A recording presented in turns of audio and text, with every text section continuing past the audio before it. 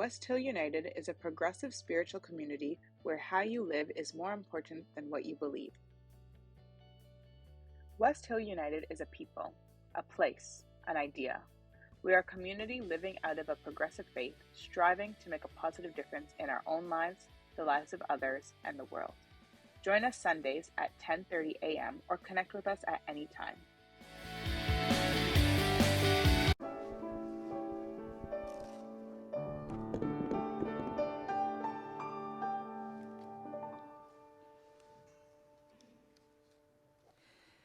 We have 3 readings this morning.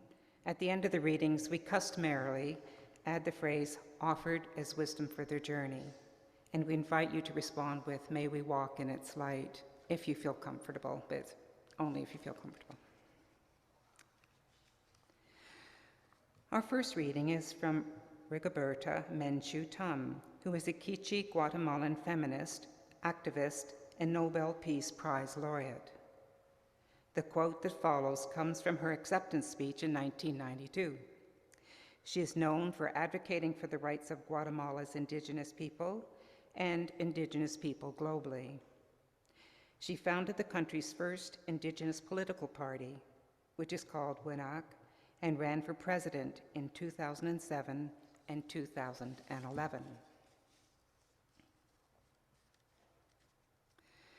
Our history is a living history that has throbbed, withstood, and survived many centuries of sacrifice. Now it comes forward again with strength. The seeds, dormant for such a long time, break out today with some uncertainty, although they germinate in a world that is at present characterized by confusion and uncertainty. Our second reading comes from Jessie Wendt, journalist and broadcaster and moderator of the Banff Center's Truth and Reconciliation Summit. Sitting in corners, wringing hands, and wondering what to do is not going to advance anything, including yourself. Read the calls to action, and as you go through them, one at a time, ask yourself, do I belong in this call? Our third reading is from Jean Sauvé, former Governor General of Canada. Those who search for the truth and make it their mission to shine a light upon it accomplish a task that is indispensable to the flourishing of the spirit, the transmission of values, and the progress of civilization. Offered as wisdom for the journey, may we walk in its light.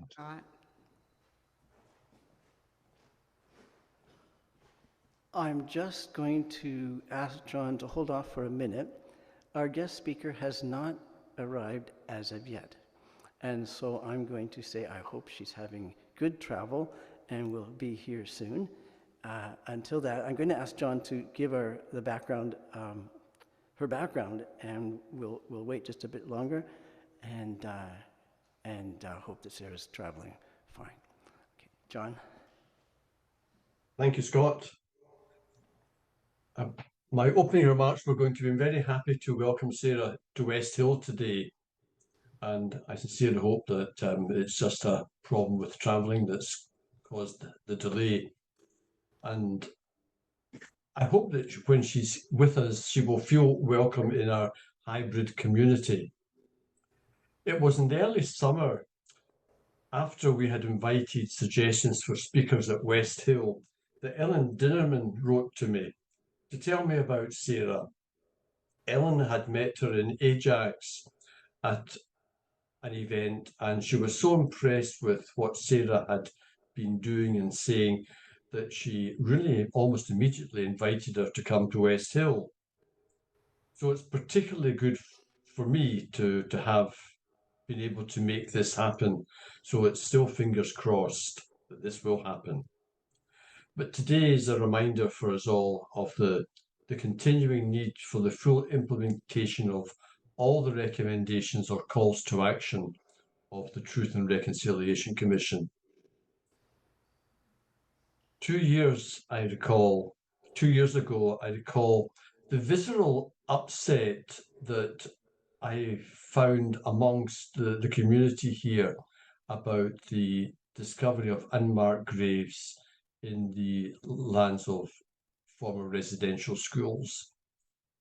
And it wasn't so much a surprise as an eye-opener for me, because having come to West Hill a number of years ago, I didn't quite understand what the land acknowledgement was about. But over time, I've come to realize that here in the UK in particular, we are sort of culpable because we were the colonial power. We had the denominations that encouraged the residential schools to be formed and bear a full part of the responsibility for what subsequently happened. And so it's very heartening for me to have Sarah speak to us today. Sarah became Peterborough's inaugural Poet Laureate in 2021, and she's featured on CBC, Global News, Toronto Star, and in numerous anthologies and recordings. But she's also been involved with over 100 events over the last few years. She's very active in human rights, and we are looking forward to what she will say to us and inspiring us today to live up to our values. For these two are the rights of Indigenous people everywhere, and our own responsibility for their actions remind us of what we have to do. Thank you.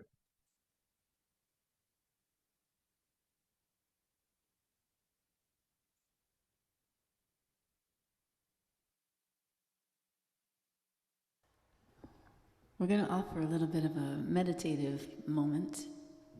This is one of Scott's songs that are fitting today for sure. It's called A Song for Anyone. And it's one I think most people in the community have heard before, but maybe not for a while. But for sure you'll appreciate it more if I use my reading glasses. One moment. Maybe, Scott, you can play something. Let me look.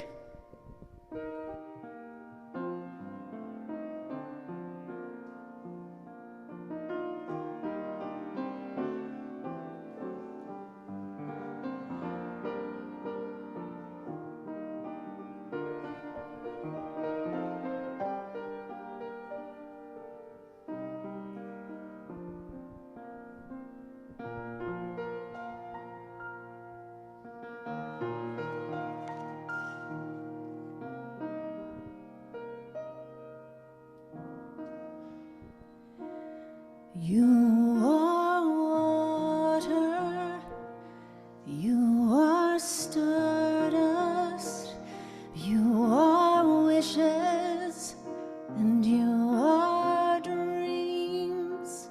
You are feelings, you are thoughts, you are body, you are all of the places you've been, and whether beside you, whether I ever meet you at all, I want to live a life that makes yours better as you're living out the marvel that you are.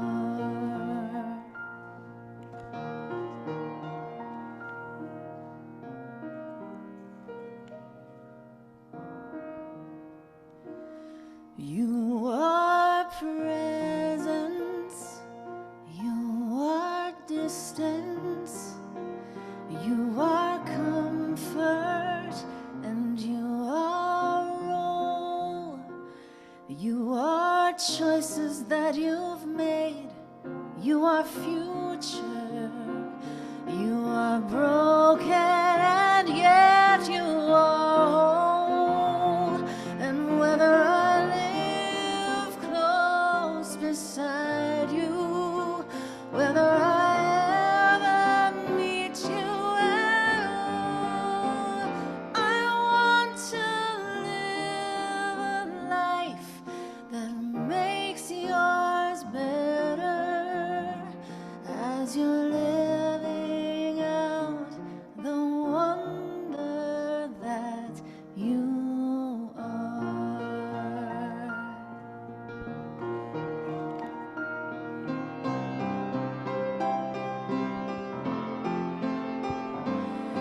You are question, you are answer, you are comfort, and you are strife. You are roads that you will take, you are freedom, you are beauty and wisdom and light. And when I live close beside you, whether I ever meet you at all, I want to live a life that makes yours better as you're living out the wonder that you are. As you live out the marvel, the wonder that you are.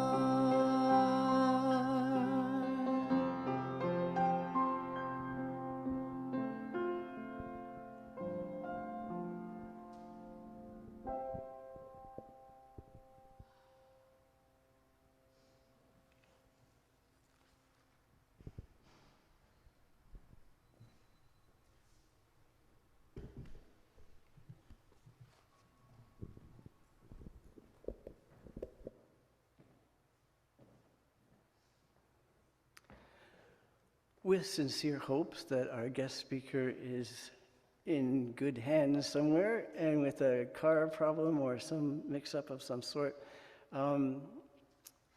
If I keep hearing that little encouraging sound, but I don't get an encouraging look from the person at the back, so I think perhaps. So what we will do is not try to make up for what she might have done, but I will ask to turn this immediately into a time where the family here shares at a level of, I'm just wondering if there's anyone here on the screen or in the hall that would like to say anything about what this topic, the wide topic, means to them, or what they've learned, or what matters more than it did before, or some piece of information. And I know I'm putting you on the spot to be the special speakers, but just if anyone has and I'm going to point a little bit, and I'm going to put someone on the spot right royally. And if she ends up not speaking to me for a week, I will just bear with that. I'm just going to ask Ruth if she would come to the microphone with me for a moment. She can have her own mic. Oh, that'd be lovely. You can use this mic, just have a chat with her. Oh.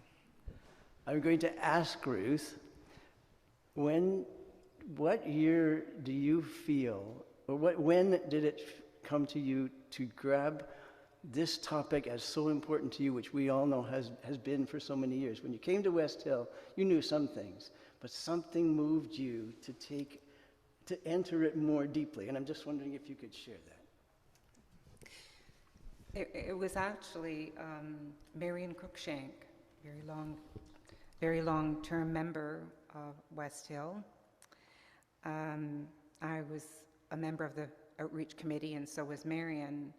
And Marion belonged to the Kairos Association, and they were having, she told us about this group of Native women from a place called Grassy Narrows, funny name, in Ontario somewhere, and they were actually coming to this meeting. Might some of us be interested in going? So Dorothy Herlihy and I, of course a long-term member here too, the three of us went down together to the Quaker Meeting House in Toronto. And that was quite an eye-opener to hear these women had traveled so many miles from long way from northwestern Ontario, and told us the story of how they lived with the mercury poisoning there, how their lands had been destroyed, their water, the forest, the Whiskey Jack Forest, which is named after our Canadian native gray jay, had been cut down, so they had nothing to eat. And the animals that did survive were drinking poisoned water, same as what they were left with. It's been a horrible tragedy, and it's been documented scientifically. There's still, even to this day, how many years later, problems overhanging from all that. Anyway, Dorothy and I came, and Velda, I think Velda came with us too, came back to West Hill and sat down. We were looking at each other, gosh, like we'd never heard anything about this at all ever before. If we hadn't heard of that, might there be something else out there that we don't know about? So we thought, well, let's look into it. And we thought, gee, wonder if anybody else in West Hill might be interested. Well, my goodness. So we put the word out, and I think about 25 people. I know June and many of you, and Jill, and all joined in. We started exploring. We got a lot of information from the Canadian Archives, I guess it was. We found all kinds of information, and it's been staggering. Not just First Nations, but the Inuit and the Métis people, what they've tolerated, been forced to tolerate over the years. And I'm just so thankful for the support that we've had, this whole congregation, whether you came to the group or not, the enormous support our group felt over the years. Can't thank you enough. I don't know whether that answers. She smiled at me, so I'm assuming we're still friends after you asked that. Jill, you were involved in that. I won't ask you to come, but Jill, you were involved in that. And June, any others here? I'm not remembering you. Anna Marie, yes, of course, you were involved in that. And Ruth's right, it wasn't necessarily if you were on the committee, but the support given these people was amazing. The tech team at the back is searching for something we can see our speaker speaking on. As if you even turned your head, well, not on Zoom, you'll just see the back of your house. But if you turn, you'll see them. This is what they do when they try to make something happen. So just, you got it? 1 minute. Thank you.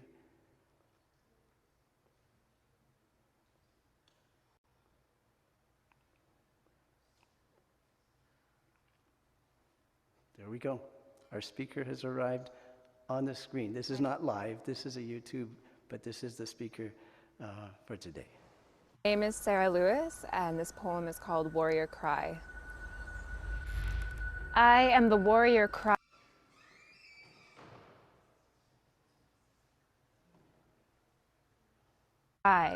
That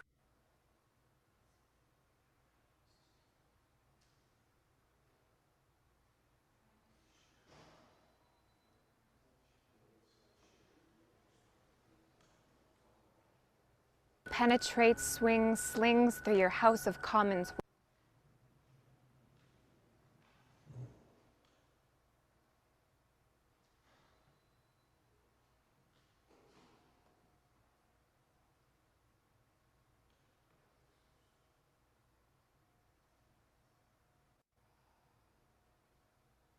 window.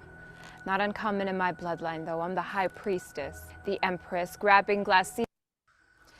My name is Sarah Lewis, and this poem is called Warrior Cry.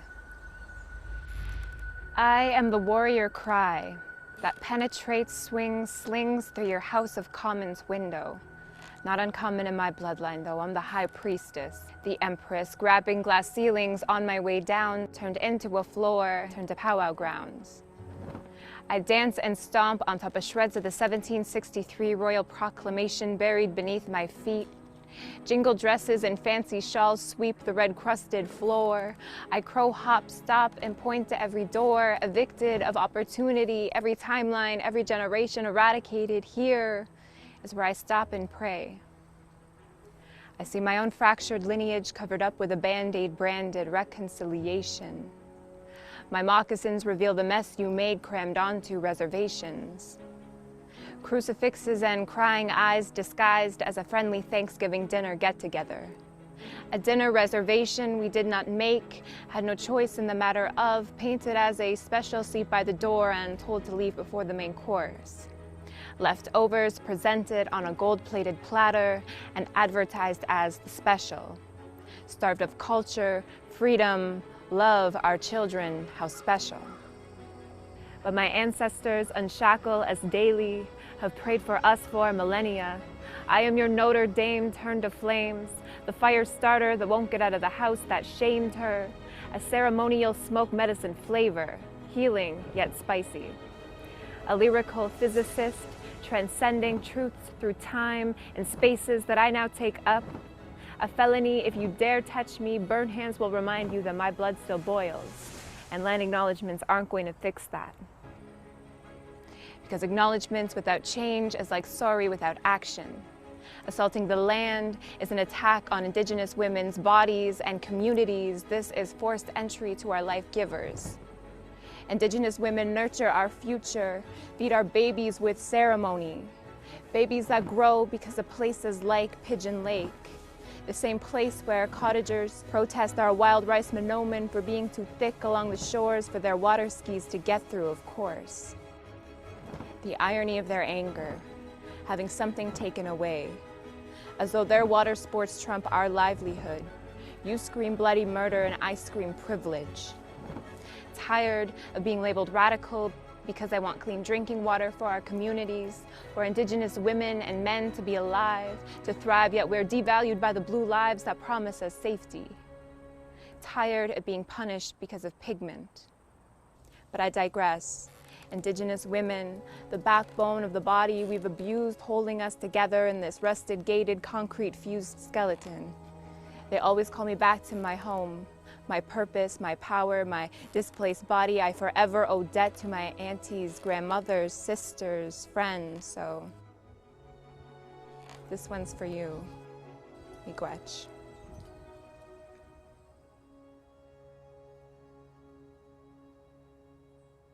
It's been an honor just to see how far I've come in the last 3 years.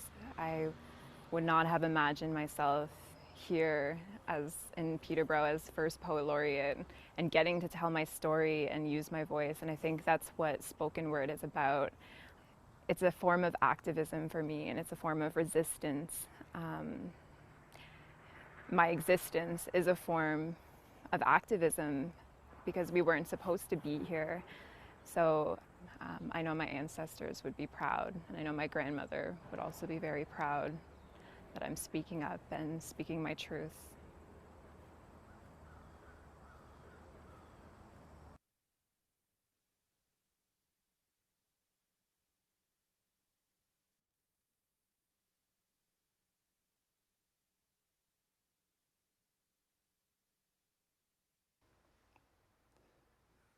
For every person just referred to by Sarah, whether we know their names or not, past or present, who were affected by a power abusing its position to hurt instead of help, in this our time of need, may love abound. May love abound. For everyone in the present, hoping to find what happened to their loved one, hoping that the powers that be will help them with that seeking. For everyone who is not yet helped because the ribbons have not moved over to the other side of the table. For everyone in the present, in our country and others, in Canada, in the States, in other countries around the world, in this our time of need, may love abound. And for every single person that is leaning in to say, that's not okay, it's not okay in my country, it's not okay in my family, it's not okay anywhere, and they're doing the right thing as they find it to do. For everyone who, despite discouragement, is saying, yes, we will continue. For everyone, despite opposition, is saying, we will still hang in there. And the same with any other kind of justice issue. It's always that push against the flow. And so for everyone who is striving with courage, with fortitude, with compassion, even for the oppressors, which is the hard part, for everyone doing those good things in this abundant blessing, we share the joy. We will connect with Sarah and make sure everything's okay on that end, and we will reenact an invitation and have her here. Thank you, tech team, for bringing her into the hall and onto the screen. That was an amazing piece of work. Could we thank them for that? And because our sound and audio and visual has gotten so very good, it felt just like the sound and the visuals were right here in the room with us. So thank you very much for finding it and being able to put it on for us. And for Sarah herself, for the kind of growth she's experienced in leaning in. Become a sustaining champion of West Hill United's work by committing to an automatic monthly donation. Learn more or donate now through Canada Helps.